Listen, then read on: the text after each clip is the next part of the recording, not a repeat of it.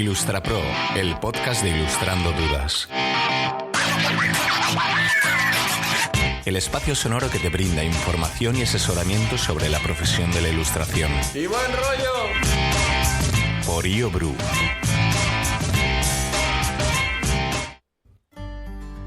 Buenas IlustraPros, ¿cómo estamos?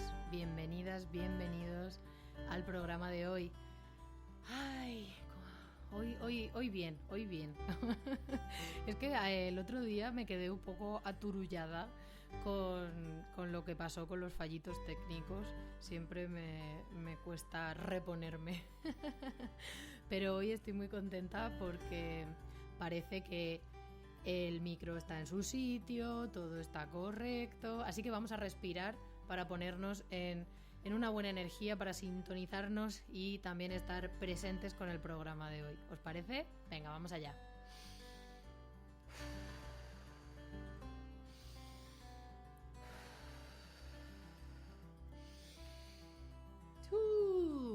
Genial.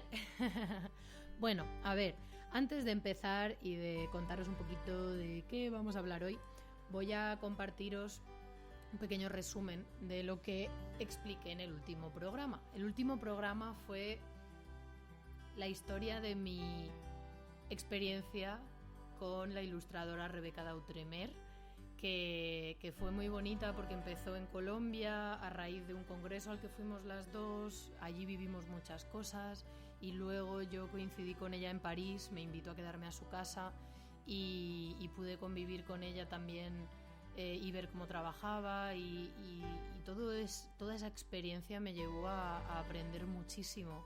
La pude entrevistar en Colombia también y fue una experiencia pues muy muy especial que os cuento en el programa anterior, así que si no los escuchaste te los recomiendo.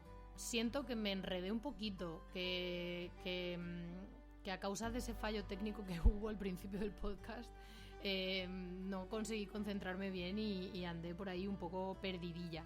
Pero bueno, es lo que tiene el directo, no pasa nada, se aprende y siguiente. Así que sin más dilación, vamos a hablar del programa de hoy. Hoy toca invitado y es un invitado muy especial. Es un ilustrador al que conozco y sigo desde hace muchos años. Tenemos una relación muy bonita, lo vais a notar en la conversación. Y además es una persona de la que estoy muy orgullosa porque he podido seguir muy de cerca su avance. Ya os lo contamos en la conversación.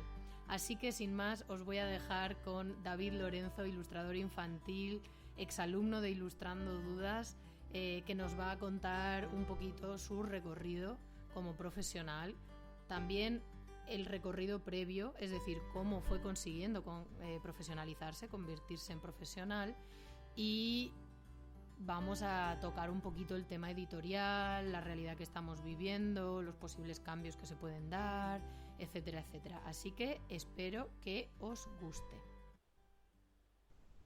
Hola David, bienvenido al podcast, ¿cómo estamos? Qué alegría que estés aquí.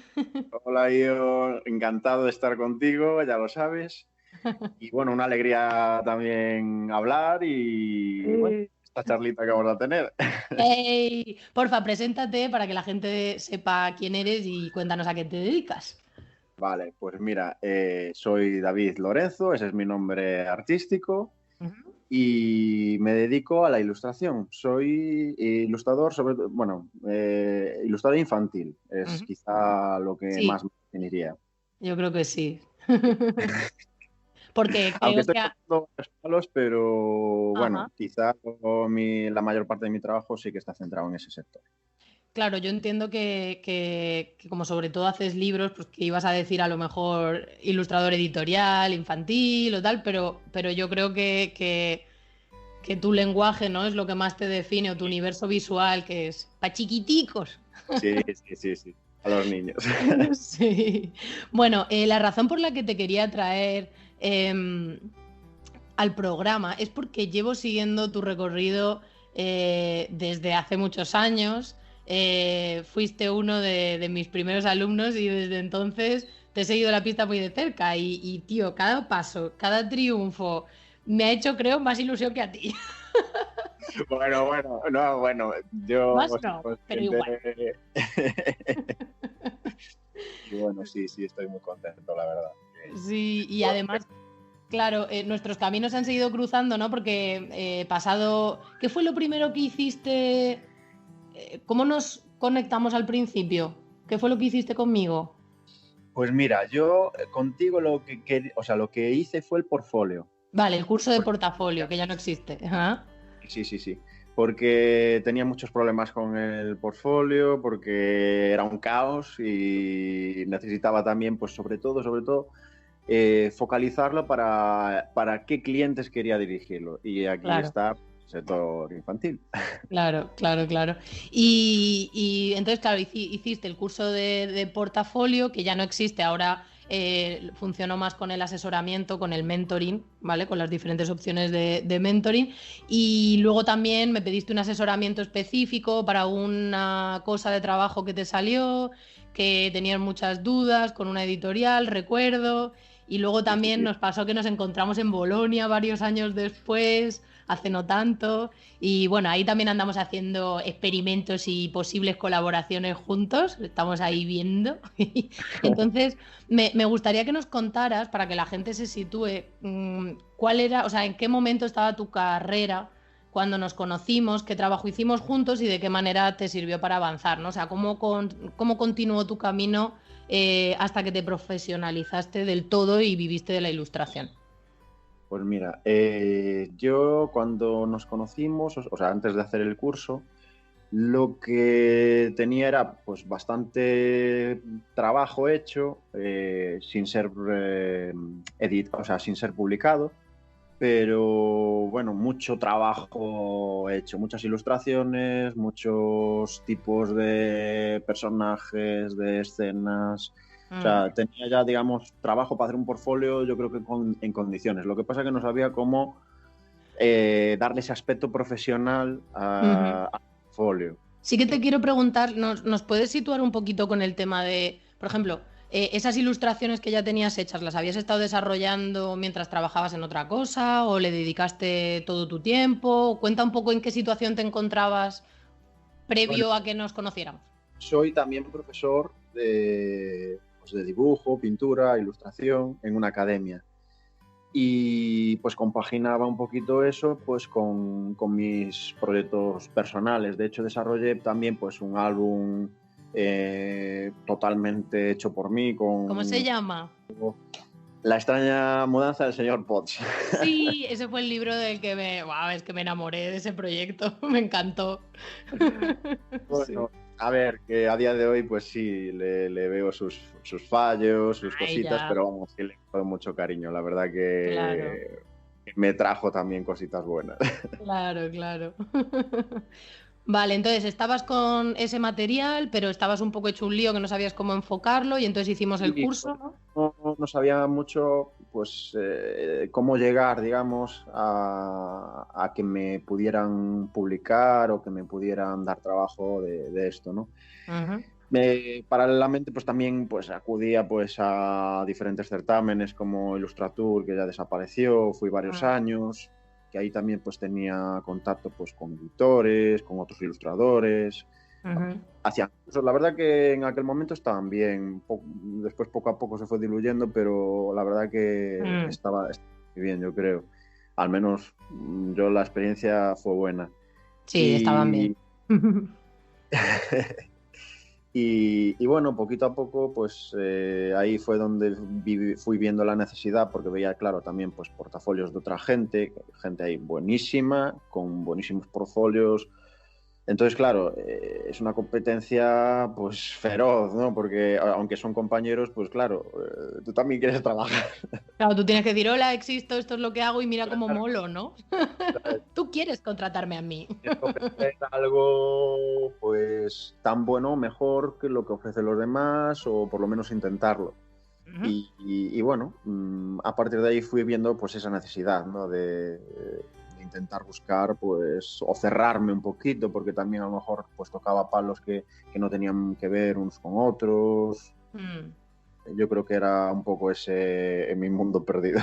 Ajá. Y entonces hicimos el curso, estuvimos trabajando en tu portafolio y en cómo presentarlo y demás. ¿Y qué sucedió después? ¿Qué fue lo que te fue permitiendo avanzar? ¿Qué oportunidades o qué puertas se abrieron? Mira, ahí lo que, a la conclusión que llegamos, porque claro, yo tengo, tenía y aún tengo unos objetivos muy altos, ¿no? Y bueno, pues para ir entrando un poco en ese, a donde yo quería llegar, que era un poco el mundo, pues, sobre todo del álbum, pero en Estados Unidos, el mundo anglosajón en general, sí. ¿No? Que pegaba un poquito más mi línea de dibujo. Analizamos juntos y vimos que realmente tenías un lenguaje visual que encajaría muy bien allí y por tanto lo lógico era que ese fuera el objetivo principal, ¿no? Y que todos los pasos fueran en esa dirección. Y bueno, al final, pues a base de enviar ese nuevo portfolio que había preparado, conseguí que un agente de una agencia de ilustradores me hiciese caso y me diera la oportunidad. ¿Tuviste que mandar muchos emails? O sea, ¿llamaste a muchas puertas? ¿Cómo sucedió? ¿En qué tiempos? Porque la gente se piensa que esto sucede así como muy rápido. No, yo... a ver, yo entiendo, y el que está empezando, pues que no se desespere, porque aún a día de hoy yo creo que aún ya con cierto bagaje, pues también hay que tener paciencia, insistir y petar en muchas puertas varias veces. Sí. Y es algo que están acostumbrados, ¿no? Es decir, no eres más pesado por enviarles lo mismo 3 o 4 veces, ni vas a ser menos por eso, ¿no? A veces tenemos que un poco también ese ego de ilustradores que tenemos. Sí, porque además es que esto funciona sembrando de forma reiterada. Lo que pasa es que hay que saber cómo sí volver a enviar el trabajo y cómo no. O sea, tú no puedes enviar el mismo trabajo 20.000 millones de veces. No. Hay que también enseñar cosas nuevas, dejar pasar un tiempito y no ser demasiado pesados, ¿no? Pero con sus reglas. Es decir, yo ahí a partir de eso, pues sí, mandé muchos portfolios a muchas agencias. A ver, no a todas las agencias, porque no, claro que no. Tienes que mirar en cuál puedes encajar, porque evidentemente en una que ya, por muy buena que sea, que ya ves que tu estilo no pega, pues claro. no merece mucho la pena.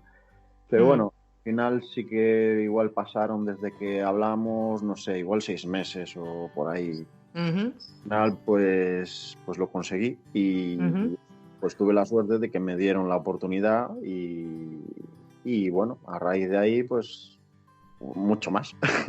Claro, porque luego por otro lado, oportunidades así en España y tal, ¿tuviste también como en paralelo o trabajos sí, y demás? Sí, en paralelo sí, porque mira, de hecho un trabajo que se me retrasó muchísimo, de hecho fue un trabajo que, bueno, no voy a mencionar... No digas nombres de empresas ni nada. O bueno, tuvo un retraso muy grande, 2 años de hecho. Uf. Después de 2 años del proyecto ya estar acabado, pues lo echaron para atrás. Y tuvimos tanto el escritor como yo, que al final pues nos sirvió para entablar un poco amistad. Relación, sí. Pues fuimos moviendo el proyecto por otras editoriales y nos llegó pues una buena oportunidad que a partir de ahí pues también fueron surgiendo otros proyectos. Qué guay. No venga. ¿Cómo? Que se ha cortado. A veces no hay mal que por bien no venga, aunque duela. Exacto, ¿no? Es que es algo que hay que comprender. Es como lo que decías antes también de que hay que acostumbrarse a mover mucho el trabajo, asimilar que si no nos responden, que es lo normal, ¿sabes? Que porque no nos respondan o porque tardemos mucho en ir obteniendo resultados no significa que nuestro trabajo valga menos. Es que el proceso es así, ¿no? Y también el proceso de ir avanzando en nuestra carrera, parece que hay reveses que luego te abren otras puertas nuevas o ventanas que no te imaginabas y de todo se puede sacar algo bueno, ¿no? Sí, total.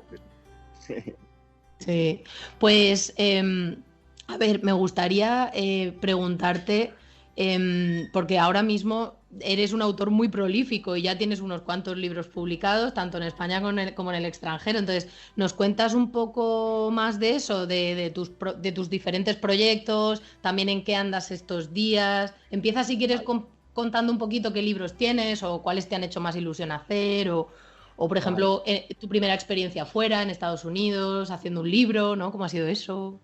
Cuéntanos todo. Pues mira, la verdad que bueno, mi nivel de inglés es normal, es decir... ¡Qué guay que digas esto! Me defiendo, pero... Ajá. Me defiendo. Pero es posible lanzarse fuera con un inglés limitadito, simplemente esforzándote mucho por cuidarlo cuando lo escribes, cuando lo lees. Mucho el inglés a base. Claro, pero es que la gente tiene mucho miedo. Sí, y no es como... No, yo creo que, mira, yo dije, mira, me tengo que lanzar a la piscina y lo que pase. Si tengo que hablar, hablo con menos palabras, pero hablo. Y nada, me fueron llegando, pues sí, proyectos. Al principio, los primeros que me llegaron fueron de, ¿cómo se dice? De libro de texto. Ajá. Uh-huh. Hombre, es una buena manera como de evaluar cómo respondes como profesional y todo eso. O una prueba, sí. Yo un poco por ahí. Claro. Pero también era un reto porque era algo que nunca había hecho. Fue mucho trabajo, pero bueno, también hay que decir que a nivel económico, pues... Estaba bien. Sí. Y bueno, fue, vamos, un mes de locura, porque fue en un mes, aún encima... ¿Trabajabas todavía en la academia? ¿O sí, ya no? Sí. Madre mía. Sí, pero bueno, lo saqué adelante y bien, fue una buena experiencia. Y aparte me llegó, bueno, que era... O sea, era de una editorial bastante importante dentro del sector. O sea, que fue como pedir de boca, ¿sabes? Empezar. Qué guay. Guay. Sí. Porque la agencia con la que trabajas es de Reino Unido, de Estados Unidos. La agencia es de Estados Unidos. ¿Qué pasa? Que por lo menos en aquel momento tenían... en Estados Unidos agentes, que era la mayor parte, ¿no? Pero en Reino Unido, y después poco a poco se fueron ampliando y fueron a Corea, y no sé si ahora en el mercado de China también andan ahí, pero bueno, que se fueron expandiendo. Y bueno, luego pues también tuve alguna experiencia regular, por a lo mejor aceptar o sea, esa ansia por publicar que tenemos a veces. Claro, que es normal, pero hay que cuidarla porque nos puede joder, sí. Y de hecho, pues algún proyecto que a lo mejor no te parece ni muy interesante, porque, bueno, no es por ofender a nadie, pero bueno, a veces, por lo que sea... Se publica mucha mierda. No, sí, también, ¿no? Bueno, en este caso, bueno, me voy a quedar con eso, ¿no? Pero... Lo he dicho yo, tú no, lo he dicho yo, no te preocupes. Pero, o a veces a lo mejor pues no te interesa o no crees que tu trabajo encaje, ¿no? Encaje con esa línea, ¿no? O con ese tema. Ya. Pero es que hubo uno que estoy súper disgustado con él, que me hicieron varias jaimitadas. Es decir, Ay. Sí. De hecho, claro. Estuve a punto de quitar mi nombre del libro y todo, ¿eh? Ya. Es que, a ver, la gente necesita entender que claro, nosotros nos fijamos como ilustradores siempre en los proyectos bonitos, cuidados, bien editados, etcétera, pero hay ahí un grueso de mercado, y en Estados Unidos también pasa, que es muy a granel, muy cutre, muy todo como para rellenar un mercado que no es de calidad. Y entonces esos proyectos de calidad te pueden llegar, pero en realidad son como pepitas de oro entre muchas otras cosas que te toca hacer. Entonces hay trabajos que son más como mercenario, que dices, ostras, pues lo hago y como salga y no lo quiero mirar luego, porque yo puedo hacer un buen trabajo y luego que lo maqueten horrible, que le cambien cosas. Sí, que lo manipulen. Exactamente. Es que sé por dónde vas, lo sé, porque es que pasa. Pero te lo tienes que tomar más como un trabajo como de soldado, ¿sabes? De mercenario y los bonitos a nivel creativo y cuidados y tal, pues solo enseñar eso, ¿no?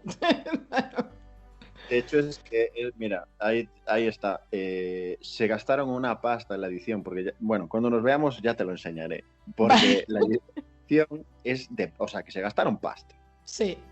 Y luego, sin embargo, pues claro, lo que es mi trabajo lo manipularon como les dio la gana. Es decir, el color, bueno, pusieron una portada sin contar conmigo. Es decir, cogieron una ilustración de dentro, la manipularon, porque no es en plan, cogen una ilustración de dentro y la ponen como portada. Que bueno, que yo creo que no sería preguntar, ¿no? Claro, ¿no? Que hicieron cortapega y demás. Es que son teoría, en la teoría está prohibido. No puede alguien transformar tu trabajo sin permiso. Sí, eso es delito. Sí. Delito, bueno, a la cárcel. Y claro, a día de hoy eso no lo enseño. Claro, pero está bien. Tenemos que filtrar. O que me arrepiento de haber hecho, pero bueno, algo hay. Pero todo el mundo va a pasar por situaciones así, igual que todos al principio hemos dicho que sí a cosas que no queríamos hacer y que luego han salido ahí unos engendros horribles que nos da mucha vergüenza enseñar. Pues mira, eso nos hace aprender. Tú sacaste experiencia de ahí, entonces ahora ya tú ya te vas a oler si algo puede pasar, ¿no? Así de ese tipo. Te vuelves más selectivo, más selectivo.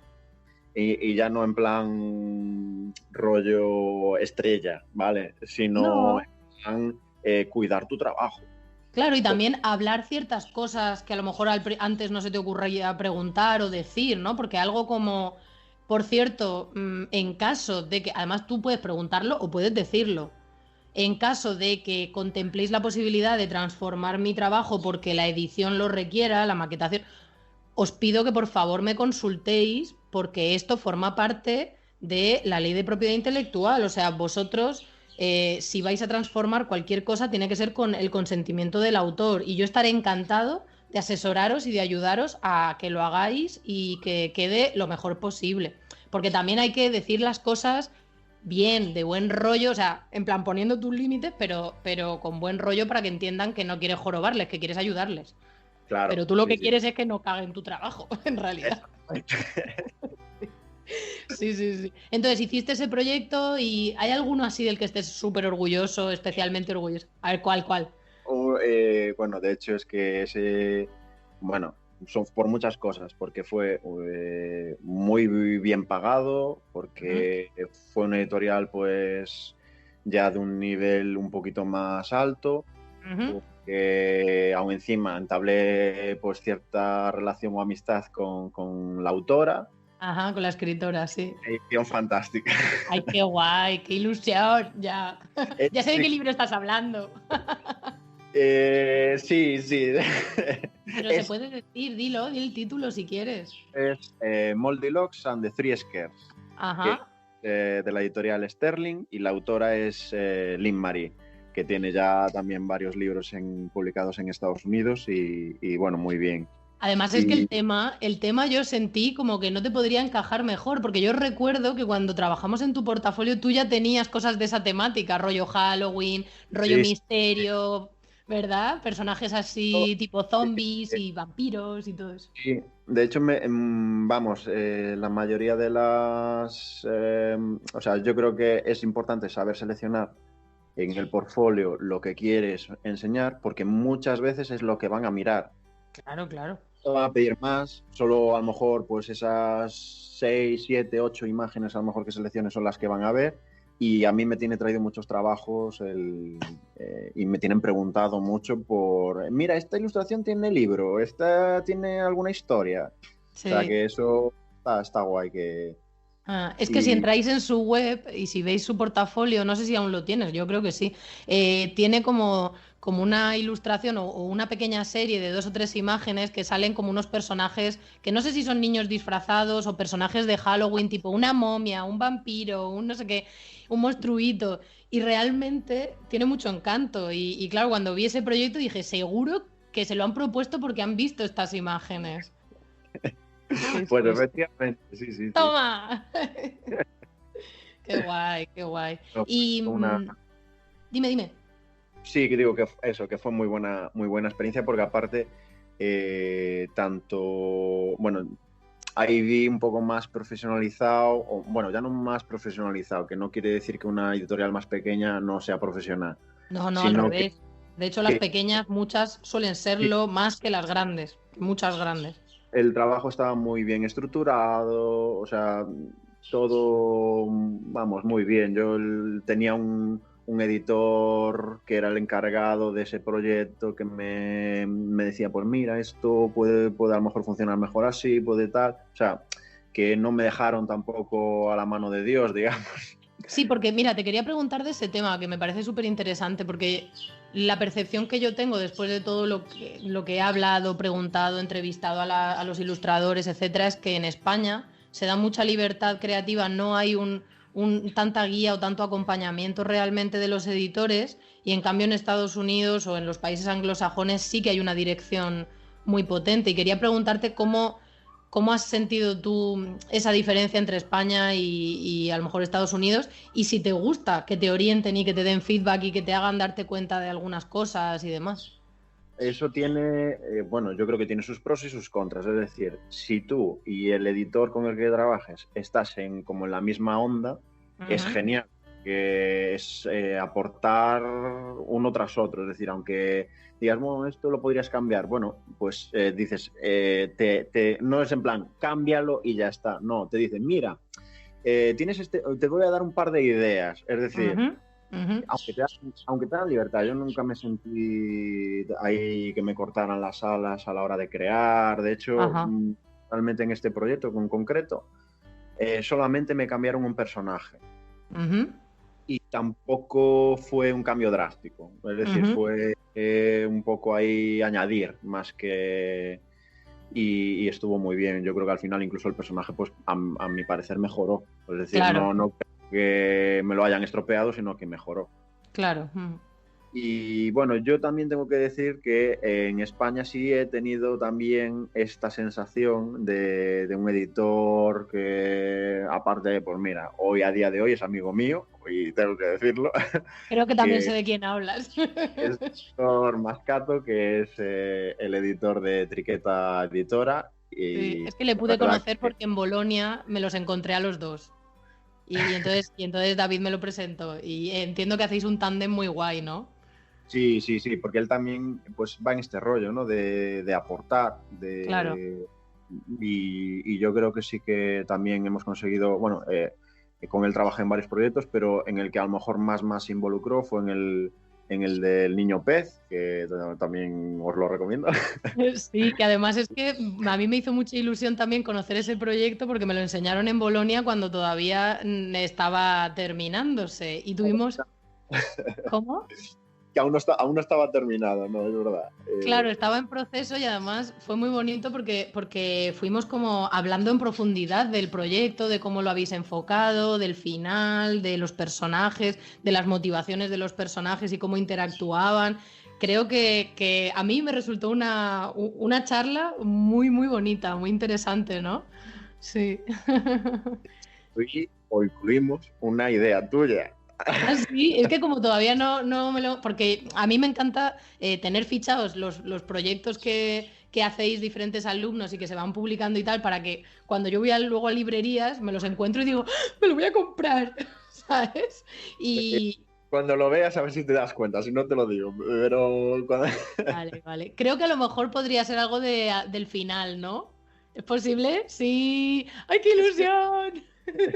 Pero me parece muy bien, me hace mucha ilusión haber formado parte de alguna manera, ¿no? De ese proyecto. Claro, pero es que yo te preguntaba por este tema, porque claro, al final mucho del trabajo que yo hago con mis alumnos en el seguimiento personalizado o en las asesorías, etcétera, es hacer un poco esas veces de editora, ¿no? Y dar un poco ese aporte o esa dirección que a lo mejor una persona sola pues no es capaz de pensarlo, de darse cuenta de ciertas cosas, y haciendo ese tándem, ostras, es que salen cosas mucho más guays muchas veces si estás en la misma onda. Sí. No, yo creo que realmente nos pasa bastante a muchos, a otros pues a lo mejor no, pero sí que lo tengo visto en compañeros que a veces sí que como que necesitan a alguien que los centre un poco. Es decir, que hacen cosas fantásticas, pero a veces se pierden. Sí, en el bosque.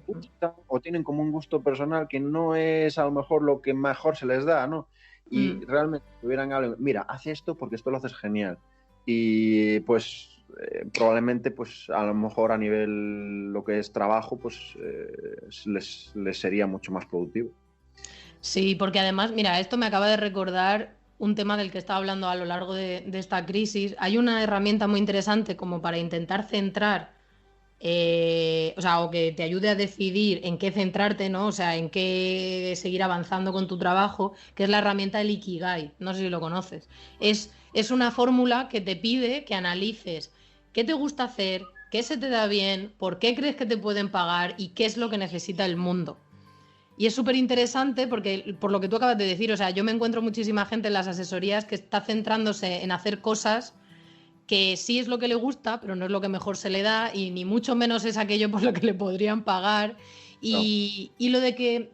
Y el tema de lo que el mundo necesita, bueno, eso es relativo y va cambiando siempre y cada uno puede aportar algo distinto al mundo, ¿no?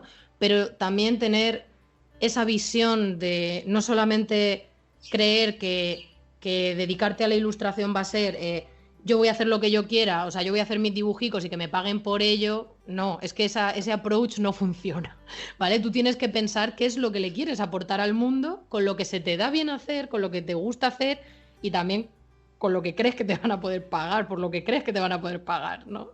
Es complicado navegar en esa dirección, pero creo que es la más lógica, ¿no? Sí, yo creo que también. Y sí, da rabia porque a veces eso, ves compañeros que sí que tienen, pues eso, muchísimo talento o trabajos buenísimos que están metidos en el cajón porque no, a lo mejor no, pues eso, no supieron dar la importancia que tenía o a no lo mejor no lo saben enseñar correctamente o a lo mejor no se han dado cuenta de que su hueco en el mercado no está en España, a lo mejor está en Suecia. También, sí. Es que son tantos factores pero por eso hay que mirar hacia afuera, no quedarte solamente en lo que tú haces y en que te descubran, ¿no? No sé. Sí. Claro, a nadie nos van a venir a buscar a casa, ¿eh? Exacto. Y eso, yo creo que cuando eres así muy amateur, tenemos esa sensación, sí, yo esto enseguida... Lo comparto en Instagram y en 2 días... Me va a descubrir un cazatalentos y me voy a hacer millonario. Pues habrá un caso de 3 millones. Exacto, sí, porque además es que es muy curioso cómo tenemos esa distorsión de que... porque claro, como los ilustradores consumimos mucha ilustración, somos muy endogámicos en ese sentido, claro, ¿en qué casos nos fijamos? Pues en las rockstars, ¿sabes? Que son en realidad la excepción de la regla. Y la excepción de la regla me refiero a nivel de fama, porque hay muchísima gente currando y ganándose la vida perfectamente bien sin ser conocida, ¿sabes? O sin haberlo petado de esa manera, rollo que un agente de representación, un editor te haya descubierto y te haya sacado de la cueva, o que las redes sociales te hayan hecho famoso. O sea, eso es la excepción. Y el camino que hay que hacer es otro. Y si te sucede eso, ¿sabes? Que te descubren o que te sale trabajo sin que tú lo busques o la red, pues de puta madre, pero no puedes forzar que te pase eso, ¿sabes? Sí, no puedes depender exclusivamente de esa posibilidad. Exacto, porque entonces estás un poco condenado, sí. Vale, yo te iba a preguntar más cositas sobre la situación en la que estamos ahora. ¿Nos cuentas? Nos quedan apenas unos 5 o 8 minutos así de conversación, no nos queda más, pero me gustaría saber un poco cómo has vivido la cuarentena, si tenías trabajo en estos momentos, o sea, si has estado trabajando en algo y si has notado algo especial en el sector editorial, o sea, si has notado como que se está resintiendo, te han echado para atrás proyectos, alguna cosa, te han dejado de pagar algo, esos temas. Pues mira, sí que me pilló con trabajo y es un trabajo, en este caso es una novela juvenil que estoy ilustrando y este trabajo en concreto pues no, bueno, se va a retrasar lo que es la publicación, pero no me lo han echado para atrás ni me han dejado de pagar, es decir, yo ya una parte de ese trabajo ya la cobré, o sea que tampoco, y vamos, tengo total confianza en de que no va a haber problema. Y en ese caso, bien, ¿qué pasa? Que sí que a la hora de encontrar nuevos trabajos, sí que quizá es un poco más complicado. Porque ahora mismo yo lo que veo es que hay mucho miedo, sobre todo aquí en España, en el sector editorial, a sacar novedades. Claro.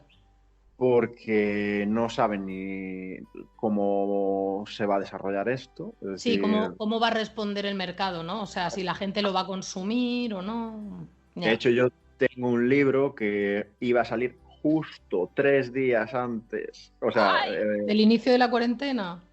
y o sea, se fue en la distribuidora y ahora mismo, pues, poco a poco lo irán repartiendo, pero claro, la verdad que aún me espero que al final, aunque sea poco a poco, pues se vaya vendiendo o se vaya viendo, pero que se va a resentir seguro. Claro, yo creo que con respecto a este tema es una pena que las editoriales no se hayan puesto las pilas para generar alternativas online o digitales, porque sí que el tema del ebook funciona muy bien para novela adulta, cosas que no llevan ilustración, porque funciona en blanco y negro sobre todo, y las ilustraciones se quedan pues muy, muy cutres y no se aprecian bien, pero me da mucha pena que no exista una plataforma o que no se hayan puesto de acuerdo, que no hayan desarrollado fórmulas para que en el sector infantil y juvenil los chavales puedan también consumir y los padres puedan seguir aportándoles en tema de literatura a nivel digital, porque... En otros países, por ejemplo, pero bueno, ya son otras culturas en las que consumen mucha ilustración, mucho cómic. Por ejemplo, en Japón sí que hay estas plataformas, tipo por las plataformas en streaming de Netflix, Amazon, etcétera, etcétera, Claro. Pero solamente de manga. Y Ya. quiere decir, y funcionan. Es decir, ¿qué pasa? Que son países que, vamos, no sé si el 70-80% de la gente consume o consumió en su vida cómic. Y en otros países, pues hablando ya directamente de España, eso Ya. no es ni aproximado. Pero bueno, podría ser una posibilidad. Yo me lo voy a apuntar, ¿eh? Yo no lo descarto. Montar una especie como de distribuidora de literatura infantil y juvenil y cómic online. No sé, yo creo que no sería mala idea. De hecho, se ha demostrado que, bueno, un país en el que el pirateo es tan prolífico como España, estas plataformas de streaming sí funcionan. Claro. Módico, no como querían hacer otras empresas, pero si tú lo ofreces a un precio razonable, yo creo que sí que es posible. Y claro, si tú lo ofreces a un precio razonable, pues en lugar de 10 tendrás 10 millones de personas que se suscriben a... Ya, claro. A ver, está claro que el futuro es algo tipo Netflix y el problema es que, claro, cuando hay muchas plataformas diferentes, porque sí que está, yo qué sé, la opción esta de Amazon Prime, pero para libros, luego está también que si la Casa del Libro, a lo mejor, que también tiene esa versión tipo app y no sé qué, pero claro, si cada una saca la suya o cada editorial saca la suya, es que no tiene mucho fuste, lo suyo sería que hubiera un mismo lugar que lo aglutinara todo. Exactamente. Porque no te vas a apuntar a algo que tiene 4 títulos, te vas a apuntar a uno que tenga realmente mucho... Y no, y de hecho yo creo que, bueno, por lo menos hablo yo, o sea, hablo por mí, a nivel consumir libros físicos, yo creo que, hombre, no creo que se viera tampoco tan afectado el sector, es decir, No. yo seguiría consumiendo libros físicos, porque lo que me haría es ver otros libros que no conozco y que me Claro. Claro, sí, totalmente, porque además es que todos sabemos que en el mundo de la edición de literatura infantil y juvenil y cómic, lo físico importa mucho. O sea, el cómo te relacionas con el paso de página, con la edición, el tipo de papel, el juego de si hay cortes o hay diferentes elementos con los que interactuar.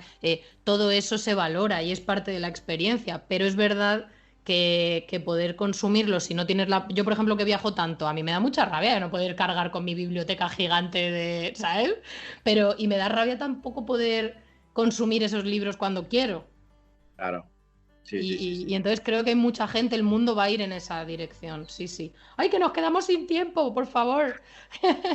Vale, una última pregunta que me gustaría hacerte y que es muy importante. Tenemos un par de minutitos, pero vamos allá, ¿vale? Me gustaría que nos contaras, si quieres, puedes, si realmente se puede vivir trabajando en España y en el extranjero, o sea, por los precios que se pagan. Si tú sientes que los precios que se pagan te permiten vivir ahora mismo de la ilustración, y si también el hecho de haber trabajado fuera te ha hecho ver los precios que se pagan en otros lugares, y si eso te ha ayudado también a negociar mejor en España, que los precios son extremadamente ajustados, por no decir indignos en muchos casos. Y con eso cerramos ahí a tope de power. Exactamente. Pues sí, pues mira, sí que me ha servido pues para efectivamente pedir otras condiciones, ajustar, pues, por ejemplo, cosas como el dinero por adelantado, por lo menos una parte. Ya no trabajas, claro, ya no, estás trabajando y sabes que vas a cobrar al menos una parte. O sea, es decir, no estás un poco ahí dejado también de, a ver, cuando cobro. Los royalties también son un poquito más altos. Allí, sí. En Estados Unidos. Y sí, bueno, los precios hay mucha diferencia. Yo creo que sí que se puede vivir de la ilustración. De hecho, yo en los últimos 3 años exclusivamente podría perfectamente estar viviendo de la ilustración. Ahora, a lo que nos viene, pues no lo sabemos. Pero es muy interesante lo que dices de que podrías haber estado viviendo perfectamente la ilustración. Entiendo por eso que no has dejado tu trabajo en formación. Sigo también impartiendo clases, pero es como prácticamente pues dos sueldos, por decirlo de alguna manera. Es decir, podría estar viviendo exclusivamente la ilustración. Claro, es 3 años. Claro, pero es que ahí es a donde voy. O sea, es fundamental que tú tengas una mentalidad empresarial que digas, tío, no voy a quitarme una cosa o la otra y voy a sacrificar. O sea, voy a sumar, voy a diversificar, voy a intentar compaginar, y no voy a poner todos los huevos en la misma cesta, porque creo que también a ti te generará mucha tranquilidad ahora mismo saber que tienes esas 2 opciones y que las puedes alternar. Sí. En ese sentido, pues sí que te da esa tranquilidad. ¿Qué pasa? Que también, bueno, los horarios son bastante flexibles. Es decir, yo lo que hago es casi como si fueran 2 medias jornadas, ¿no? Claro. Media jornada ilustrador, media jornada profesor, ¿no? Sí. Y si sabes rentabilizar, que también aprendes mucho a base de trabajar el tiempo, que eso es súper importante, porque a veces yo recuerdo de estar, a lo mejor, lo que antes hacía en 8 horas, a lo mejor ahora lo hago en 4. Claro, esto es también mola que lo digas, porque la mayoría de la gente cuando empieza se piensa que va a tardar tropecientas millones de horas en hacer ciertas cosas toda su vida. Y no, es que estamos haciendo un learning by doing, un aprendizaje haciendo, y ahí cuando vas pillándole ritmo, pues, y sistemas sobre todo, porque seguro que tú ya tienes una metodología a la hora de plantear un álbum, ¿no? Cualquier libro. Mira, que a lo mejor te parece una tontería o a alguien le parece una tontería, pero es algo tan sencillo como tengo las ilustraciones de un álbum ya pues dibujadas y directas al papel, en caso de que sean manuales. Sí. Y bueno, pues le voy a dar el mismo color a todos los personajes, o voy a entonar, digamos, todas las páginas que tengan la misma iluminación o los mismos colores. Y entonces, ¿qué haces? Es una tontería.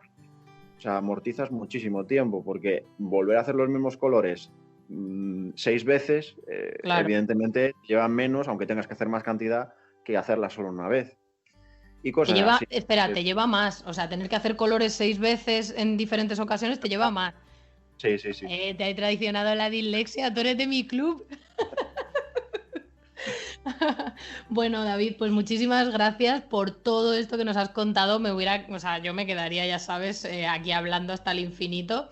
Ya fuera del programa seguimos charrando, pero te agradezco un montón que hayas participado y que nos hayas contado tantas cosas, y también que des esperanza a la gente de que sí se puede, ¿vale? Y que sí puedes negociar los precios dignos que te permitan vivir de tu trabajo, tanto en España como en el extranjero.